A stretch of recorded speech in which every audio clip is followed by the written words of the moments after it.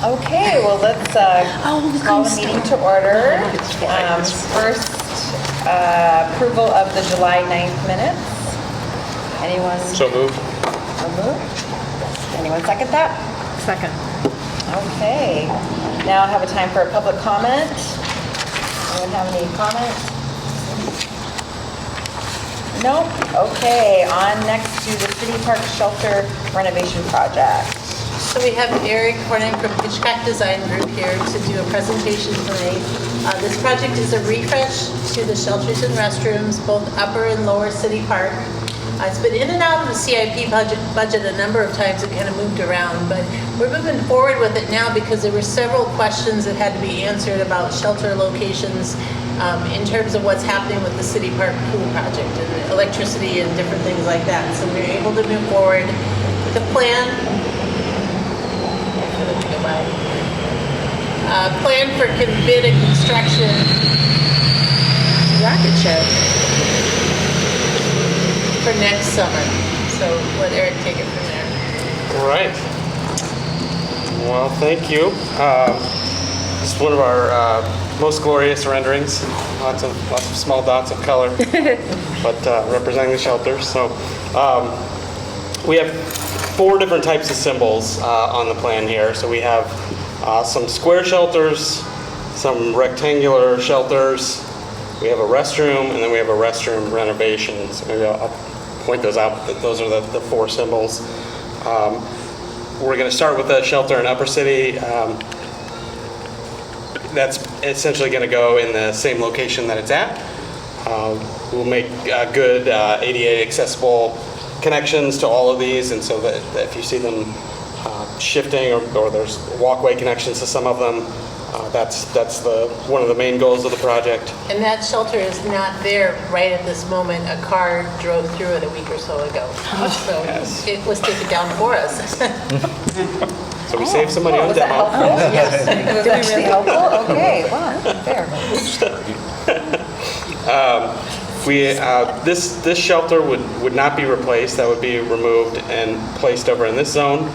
That's going to give us better access to the parking that's coming in at the existing pool or the new pool, and some better ADA access along the frontage there. This shelter is real close to the same location, but it's positioned a little bit better. Again, trying to move it uphill just a little bit to make an easier accessibility route to it. And I think you all remember this, but remember that the pool building will now have an indoor community room, year-round indoor community room for about 45 people, and it will have the outdoor restrooms. So the restrooms that were in Upper City Park are gone as well. They're already gone. Where were those? Those were right here, I believe. okay.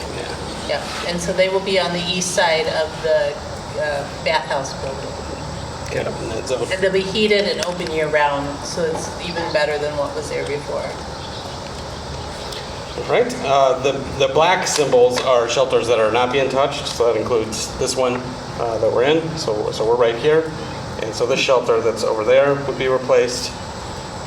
This shelter, you can see them all from here essentially, but this one here, and then the indoor shelter that's over here is being removed. That's replaced by the community room up on the pool. So the building you see right behind us, over here. Is being replaced. It's not going to be there. That's what's being in the space added on the end of the pool building. We've got a rectangular shelter here. The restroom that's right over there is being replaced with a single user restroom. I'll show you some imagery of all that. And then we've got two more shelters over on the edge there. The other last symbol is renovations to the existing restroom that's by the playground. Will be done there, so it's a little bit of a gut, not quite a full gut, but making all the stalls ADA compliant and getting them all cleaned up and nice and new. A little bit of tuck pointing and some stuff on the masonry there, but generally getting these up to the same kind of newness level. So that is the plan. We can come back to this in a minute if you want.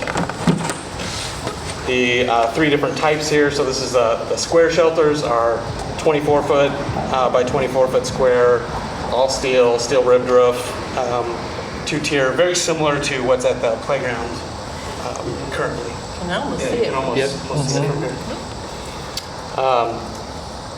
This one, the rectangular ones are a little bit bigger. These are 18 by 36. So kind of stack up a few more picnic tables underneath them. They have a wood, a little more decorative wood underside, but still have the metal roof, trying to get some consistency with the roof materials, and that's going to help with longevity as well. And then the restroom is kind of a single user stall, trying to grab some of the wood architecture from here. Still have the metal roofs. And there'll be kind of one side of it is the restroom, and there's a small storage / plumbing chase on the other side. And they should all look very familiar to you because this is what we have throughout the entire system now. So the metal one up on the top left would be like, well, the playground over here has it, Cardigan Park, Frauenholz Miller Park, gosh, a ton of them have Villa Park. Glendale have that shelter. The one in the middle, the larger one, Willow Creek, Weatherby, Court Hill. I'm forgetting a few, but so those are the designs we have. The restroom is the North Hickory Hill entrance. Willow Creek Park has that. Chaddock Green, I Weatherby, think. Chaddock, yeah. So we've used those designs in a number of other places. One note, Eric, on the one that's been replaced up the hill here, it currently has a men's and a women's side. We'd be replacing that with 4 single-use areas. There currently are 4 doors. It kind of makes a U shape on each side. So sectioning that off to have 4 single-user. Good. So that in general is the plan. This is nearing the end of schematic design, unless you guys tell us you want them all shaken up and moved around. We'll move into design, development, construction documentation. And I think we're on track for kind of a winter bid and a construction target of spring, summer. And we're still working on the budget, and like many of our projects, we are slightly over at the moment. So as we refine that, just so you know, our staff has talked about our priorities. If we had to cut something from the project, it would probably be replacing this shelter back behind us, and we could either like leave it for a few more years and see if we can get more service out of it, or that one would go away.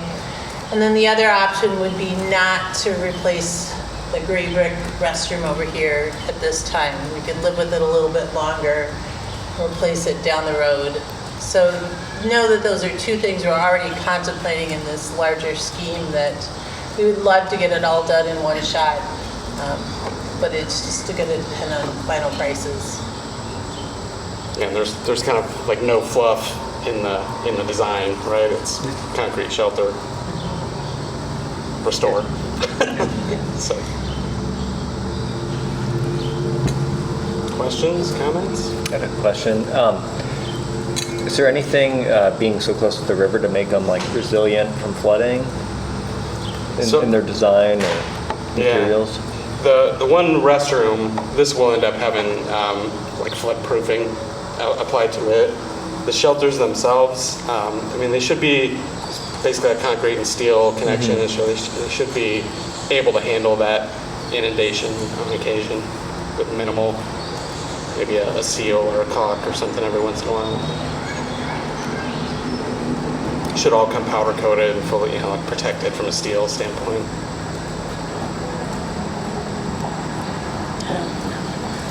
If we are over budget, I don't know, what are the pros or cons of removing one or the other? I'm wondering if the bathroom is ADA accessible right now, or if that is, and so maybe we should lean towards the one that would make something. I think we thought this one is the least used. Okay, It's the closest to the floodway too. that makes sense, okay. And the bathroom is largely being led by 2 things. The price tag of the bathroom is higher, and the number of things that we would have to do to flood-proof it.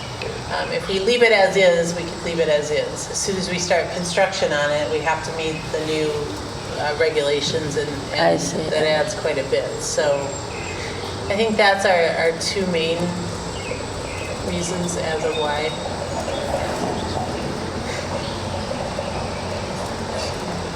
Any other questions?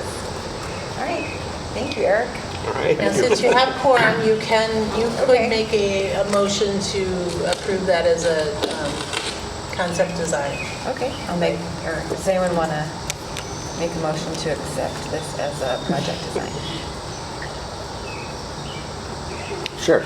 Okay, do that. Anyone want to second that? So wait, are we like recommending it to, as, like we approve, like we, You're recommending that we continue to refine it and move forward on it. It will not come back to you as a final draft, it would go on to council. Yeah. But they would know that you saw it at this point in the process. okay, Yeah. yeah. So good with that? Okay. Motion, yeah. And Second. Second, Michael. All in favor? Aye. Opposed? All right, carries. Thank you. Thanks, everyone. All right, next report on item from city staff. So Julie? Yeah, just a couple project updates. It's been beautiful weather, but we've had lots of rain. So, building a pool during the monsoon season is a little bit of a challenge. They are getting cement poured up there. The footings are in for the building, for the bathhouse. They're getting most of the lap pool poured. In fact, they did some major pours today I haven't seen. The road around Upper City Park is now closed. We had intended to keep that open through the project. There's just way too many close calls between construction vehicles and personal vehicles. So we decided to close that off for the duration of the project, except for towards the end of October, there's going to be a special art installation along with PS1 up at the cabins. So it'll be open for about 2 weeks so the public can get in and see this art installation that's going to happen up there. But other than that, the pool's moving forward. I mean, it's close to schedule right now, so no big concerns on that right now. We got good news on our grant for the roller park over here, the skate park roller park. It was released. We now have a signed grant agreement with the National Park Service through the Iowa DNR, so we will get ready to bid that again. And I don't have an exact date. We just got word on that literally last week, but we're going to reopen that process and get moving on that. You're probably going to update on the other projects, so I won't do that. I think that's the main things I have. Have there been any hiccups so far with the park? I mean, the pool Any renovation? hiccups? No. Minor things that we've had to go back and forth and decide what the specs really said and get, but no great. hiccups at this point, yeah. So the rest of the park projects, the substantial completion date was, our final completion date's fast approaching us. So that would be Calder Park, Yep. College Green Park, Brooklyn Park, and Adelaide Joy Roger Yeah, Park. so ones you'll remember from the tour, we went to all of those locations. They're behind schedule. They aren't going to make the final completion date that was in the contract on it, but they're still working on them and making progress. The court just got painted at College Green, so it's got the Caitlin Clark 22 circle location, so that's pretty cool. If you stand out there and just see how far away it actually is, it's kind of fun. So that was painted today, so that's getting closer. At that location and at Brooklyn, it's mostly getting grass to grow around the edges and getting the playground surfacing the mulch in around those that's left. It's a little bit further, a little bit more to do at Adelaide Joy Rogers Park. They have the concrete done there. Footings have just been located and our staff is going to place that playground in there. And then there's also all of the site work around it, and the shelter will probably be the last thing finished there. It's still in the manufacturing process, so that is definitely behind schedule. I haven't made it out in the last couple of days to Calder, but earlier this week they had some of the framing done for the paths and whatnot. It's all been graded. It's got gravel in it. I was there yesterday. All but about a 12-foot section is Okay. poured now. So. Okay, so it's getting getting closer. It'll have the nice border around the playground too, if you remember us talking about it there. That'll be, seeing that on site, it's gonna make maintenance a lot easier and make it a lot more finished looking. So those projects, the trail behind Dairy Queen along the river, that is at a standstill with the river at the level it is. The extents of the construction are below water in some spots now, so that'll wait until, most of that progress will wait until the river goes back down. But they've definitely got a decent start on it at least. Those are kind of the main open projects. We also just, it's due on Friday, but we haven't submitted a grant for the REAP grant, so the Iowa Resource Enhancement and Protection Grant. The round for this coming year was, or is due. Council approved that resolution to submit it at the last meeting. So we submitted for a section of Hickory Hill Park. So if you remember when we were on the tour, we saw kind of the new section there. So it's to enhance the woodland there, plant prairie where there's a big hayfield now, and then have trailhead amenities, so a small parking area, an enclosure for a portable restroom, and a small shelter similar to the style as you just saw, and then just, you know, general trailhead amenities right there. So that was a $200,000 grant request for that project. I'm so excited about that one. We've only owned that parcel for a couple of months, so it would be nice to get it to the level that the rest of the park is in. Mercer Athletic Project is the baseball, softball fields. Yep. Eric can answer any questions if you have on those, because he's been on. So if you guys remember, that one is in partnership with the school district, because they're having their softball field there now and their baseball field's getting some updates. So a lot of the project is their project and their funding. The common spaces is where our funding comes into that, and there's progress every day on that. So it's pretty torn up when you go over there now, but it'll be ready for next year for baseball and softball season.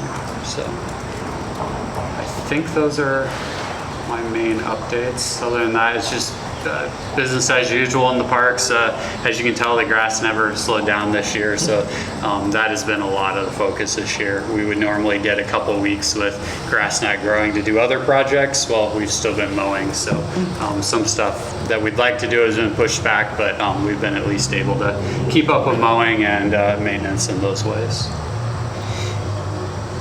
I have one quick question, going back to those, the 5 projects that are not going to get done on time. Is there any opportunity for like liquidated damages, or are they going to hit the deadlines?